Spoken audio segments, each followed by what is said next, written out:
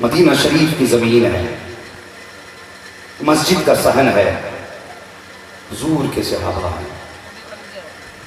صحابہ کے درمیان میرے حضور ایسے بیٹھے ہیں جیسے چاند ستاروں کے بیچ جگمگایا کرتا ہے۔ اچانک ایک صحابی اٹھے، عرض کرتے ہیں یا رسول اللہ ایک بات عرض کرنی ہے۔ میرے حضور نے فرمایا کہو۔ عرض کرتے ہیں یا رسول اللہ مدینہ شریف میں ایک بچہ ہے جس کی عمر تقریباً 12 سال ہے، اس کی ایک عادت ہے۔ حضور نے فرمایا کون سی؟ وہ کہنے لگے یا رسول اللہ یہ جو آپ کی بغل میں آپ کے شہزادے حسین بیٹھے ہیں، جب یہ چلتے ہیں نا تو وہ 12 سال کا بچہ ان کے پیچھے پیچھے چلتا ہے۔ حضور نے فرمایا پھر کہا بات یہ ہے کہ جب وہ آپ کے نواسے قدم اٹھاتے ہیں مٹی پہ نشان بنتے ہیں تو وہ ان کے قدم کی جگہ سے مٹی اٹھاتا ہے اور اٹھا کے سر پہ ڈال لیتا ہے، کبھی چوم لیتا ہے، کبھی آنکھوں سے لگا لیتا ہے۔ حضور ایک بچہ ایسا بھی ہے، میرے نبی نے فرمایا نام کیا ہے؟ کہا یا رسول اللہ اس بچے کا نام ہے حبیب ابن مزاحیہ۔ کیا نام ہے؟ حبیب ابن مزاحیہ۔ حضور نے فرمایا بلاؤ۔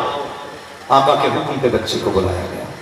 جب خبر پہنچی بچہ کھانا کھا رہا تھا، کسی نے کہا سرکار نے بلایا کہ تمہاری شکایت کی گئی ہے۔ بچے کے ہاتھ سے لقمہ چھوٹا اور بغیر چپل پہنے ننگے پیر بچے نے دوڑنا شروع کیا۔ تعجب کی بات تھی جو بلانے آیا تھا وہ پیچھے تھا، جس کو بلایا جا رہا تھا وہ آگے جا رہا تھا۔ کسی نے کہا ایسی بھی کیا جلدی؟ شکایت کی گئی ہے دربار میں، حضور کی چوکھٹ پہ شکایت ہے، ڈر نہیں لگا؟ اس نے کہا وہ کسی اور حاکم کی چوکھٹ ہوگی جہاں جاتے ہوئے مجرم ڈرا کرتے ہیں، یہ مصطفیٰ کی چوکھٹ ہے، یہاں مجرم ڈر کے نہیں مسکرا کے جاتے ہیں۔ تبھی تو اعلیٰ حضرت کہتے ہیں چور حاکم سے چھپا کرتے ہیں یا اس کے خلاف، تیرے دامن میں چھپے چور انوکھا تیرا۔ اللہ اکبر سنیں۔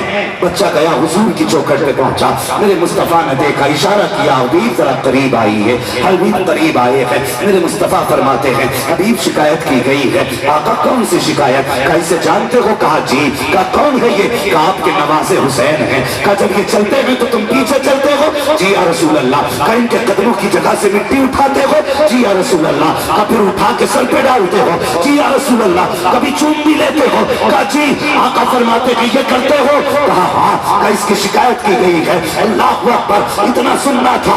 حبیب ابن مزاحیہ کی گردن جھکی، کہتے یا رسول اللہ اتنا تو میں کرتا ہوں، اب جو سزا ہوگی وہ مجھے منظور ہے۔ آقا کریم فرماتے ہیں حبیب بتا تو صحیح ایسا کیوں کرتا ہے؟ حبیب ابن مزاحیہ کا جواب سننا۔ آپ نے کہا تھا یا رسول اللہ پورا مدینہ حسین سے پیار کرتا ہے، لیکن میں صرف پیار نہیں بلکہ آپ کے حسین سے عشق کیا کرتا ہوں۔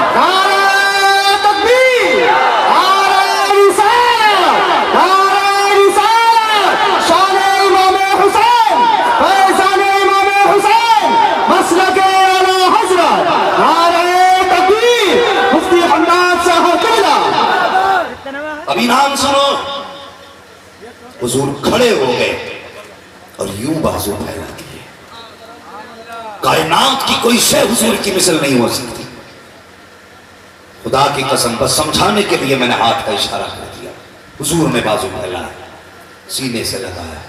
مجھے بتاؤ جن کے قدموں کو چومنے کے لیے عرش التجائیں کرتا ہے وہ بچہ کتنے نصیبوں والا ہوگا جس کو مصطفیٰ کا سینہ مل گیا ہوگا۔ حضور نے سینے سے لگایا اور اس کے بعد اپنے شہزادے حسین کو اٹھایا، دونوں کے ہاتھ ایک دوسرے کے ہاتھ میں دیے اور دعا کی اللہ میں نے ان دونوں کو ملا دیا ہے، زندگی بھر تو انہیں جدا مت کرنا۔ اللہ اکبر، حضور کی دعا رہی، پوری زندگی آپ کا ساتھ رہا۔ کون ہے حسین؟ خدا کی قسم آج قوم کو لڑایا جا رہا ہے، اللہ معاف کرے۔ میں کہتا ہوں جب تک جینا بریلوی بن کے جینا، یہ ذہن میں بات رکھنا، جب زندہ رہنا، بریلوی بن کے رہنا. وہ کہتے کیا ضرورت ہے جی؟ میں کہتا ہوں آنکھ والا تیرے چوبن کا تماشا دیکھے، دیدے کور کو کیا ہے نظر کیا دیکھے. بندہ کہتا ضرورت کیا ہے؟ میں کہتا ہوں ہے. ایک صاحب کہنے لگے جی صحابہ کا عشق کافی ہے. دوسرے نے کہا اہل بیت کا پیار کافی ہے. میں نے کہا سنیے، جو لوگ اہل بیت سے پیار کا دعویٰ کرتے ہیں ہم نے انہیں بھی گمراہ ہوتے ہوئے دیکھا. جو صحابہ سے پیار کا دعویٰ کرتے ہیں ہم نے انہیں بھی گمراہ ہوتے ہوئے دیکھا. کیسے؟ جنہوں نے اہل بیت سے بے حساب پیار کیا لیکن نبی کے ابو بکر کے خلاف بھونکے، نبی کے عمر کے خلاف بھونکے، حضرت امیر معاویہ کے خلاف بھونکے. بگڑ گئی آخرت. کچھ ایسے بھی ہیں جو صحابہ سے اتنا پیار کرتے ہیں جنہوں نے اہل بیت کی شان میں گستاخیاں کی، ان کی بھی آخرت تباہ. میں کہتا ہوں اعلیٰ حضرت کو دل کے دروازے پہ بیٹھا لو. جس کے دل پہ احمد رضا کا پہرا ہوگا وہ دل کبھی گمراہ نہیں ہو سکتا. سبحان اللہ. وہ دل کبھی گمراہ نہیں ہو سکتا. بیٹھاؤ اعلیٰ حضرت کو دل کے دروازے پہ. جب دل کے دروازے پہ اعلیٰ حضرت ہوں گے نا تو نہ دل میں کوئی رافضی آئے گا نہ دل میں کوئی خارجی آئے گا. آج امت کو لڑایا جائے، اللہ معاف کرے. میں منبر پہ نہیں چاہتا کسی شخص معین کا نام لے کر کے گفتگو کروں، لیکن ایک جماعت ایسی ہے جس نے ملت کو بڑا نقصان پہنچایا. ہم اس کے قائل ہیں ابتدائی دور میں ہندوستان میں دین سب سے زیادہ خانقاہوں سے پھیلا، لیکن آج سب سے زیادہ اگر دین کو نقصان پہنچ رہا ہے تو کچھ خانقاہوں سے پہنچ رہا ہے. یہ بھی کان کھول کے سن لیں.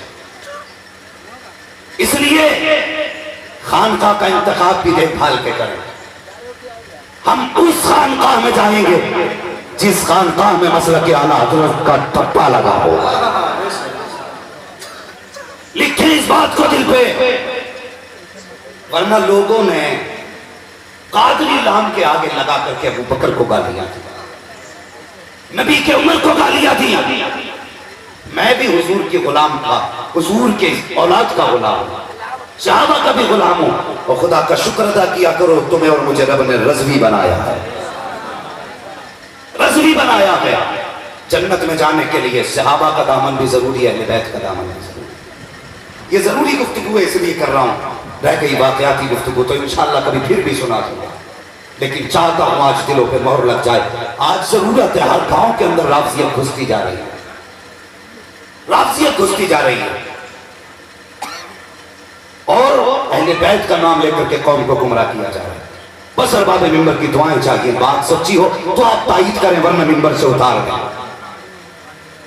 سنیے، جس طرح کربلا میں حسین نے دین کے لیے قربانی دی ہے، صحابہ نے بھی دین کے لیے جانے دی ہے. یہ ذہن میں بات رکھنا. کربلا کی بڑی قربانی ہے اس لیے کہ یہ اہل بیت نے دی ہے اور یہ انہی کا حق تھا. لیکن قسم خدا کی صحابہ کی محبتوں کا جواب کہاں سے لاؤ گے؟ لوگ ابو بکر کو نبی کے گالیاں دے رہے ہیں، کہتے معاذ اللہ انہوں نے حق مارا، انہوں نے حق چھینا. میں کہتا ہوں زبان کو لگام دے. تجھے پتا ہے ابو بکر کس درسگاہ میں پڑا ہے؟ ابو بکر اس درسگاہ میں پڑا ہے جو درسگاہ مصطفیٰ جان رحمت کی گود کہلاتی ہے، نبی رحمت کی گود کہلاتی ہے. اگر شاگرد خطا کرتا ہے استاد پکڑا جاتا ہے، شاگرد غلطی کرے اس کا الزام استاد کو جاتا ہے، شاگرد نام روشن کرے تو اس کا فائدہ سیدھے استاد کو جاتا ہے. ابو بکر کو جھوٹا کہنے والوں تم نے الزام ابو بکر پہ نہیں مصطفیٰ کی تعلیم پہ لگایا ہے، آقا کی تربیت پہ لگایا ہے. ہم بریلی والے ہیں، خدا کی قسم ہمارا عقیدہ یہ ہے، ہمارا عقیدہ یہ ہے صحابہ بھی ہماری جان ہے، اہل بیت اطہار بھی ہماری جان ہے. نعرہ تکبیر، نعرہ رسالت، نعرہ رسالت، شان امام حسین، فیضان امام حسین، مسلک اعلیٰ حضرت مفتی حماد صاحب قبلہ. نعرہ تکبیر، نعرہ رسالت. بولو، ہم اہل بیت والے بھی ہیں، ہم حضور کے صحابہ والے ہیں، ہم ولیوں کو بھی مانتے ہیں، علی کو بھی مانتے ہیں، خدا کی قسم حضور کے چار یاروں کو مانتے ہیں. قربانیاں صحابہ کی کم نہیں ہے دین کے لیے، یہ ذہن میں بات رکھ لینا۔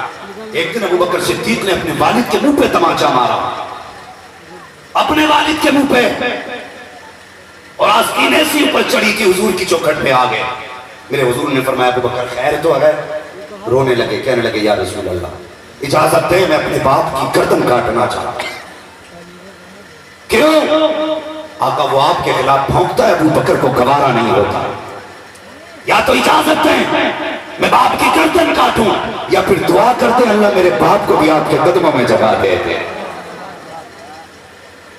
مجھے بتائیں وہ کتے جب ابو بکر کے خلاف بھونکتے ہیں تم نے جیبیں بھرنے کے سوا کیا کیا گیا؟ یہ وہ ہیں دسترخوان پہ باپ بیٹے بیٹھے، بیٹے کا نام عبد الرحمن ابن ابو بکر ہے، کھاتے کھاتے کہہ رہے ہیں بجی یاد ہے بیٹے کون سی؟ کہا جنگ بدر تھی، آپ حضور کی طرف سے تھے، میں ابو جہل کی طرف سے تھا۔ توجہ ہے نا آپ لوگوں کی؟ یہ ایمان کی بات کر رہا ہوں۔ کہتے ہیں ابا معلوم ہے آپ کو کیا کہ جنگ بدر میں ابو جہل کی طرف سے تھا اور آپ حضور کی طرف سے؟ کہا پھر کرنا اچانک آپ کی گردن میری تلوار کے نیچے آ گئی تھی۔ بیٹے مسکراتے مسکراتے کہا میں نے دیکھا نا باپ کی گردن ہے ابا میں نے تلوار ہٹا دی، اگر تلوار چلا دیتا آپ میرے ساتھ نہیں ہوتے۔ حضرت ابو بکر صدیق نے لقمہ چھوڑ دیا اور خدا کی قسم وہ تیور بدل گئے اور عجیب رنگ تھا چہرے کا، فرمانے لگے وہ تو تھا جس نے باپ سمجھ کے چھوڑ دیا۔ کہتے مجھے پیدا کرنے والے کی قسم اگر اسی میدان میں میری تلوار کے نیچے تیرا سر آتا تو ابو بکر صدیق کہتے میں یہ نہ دیکھتا بیٹے کا سر ہے، نبی کا دشمن سمجھ کے تیرا سر دھڑ سے جدا کر دیتا، اس لیے کہ ابو بکر کے سارے رشتے ہی مصطفیٰ کے قدموں سے شروع ہو۔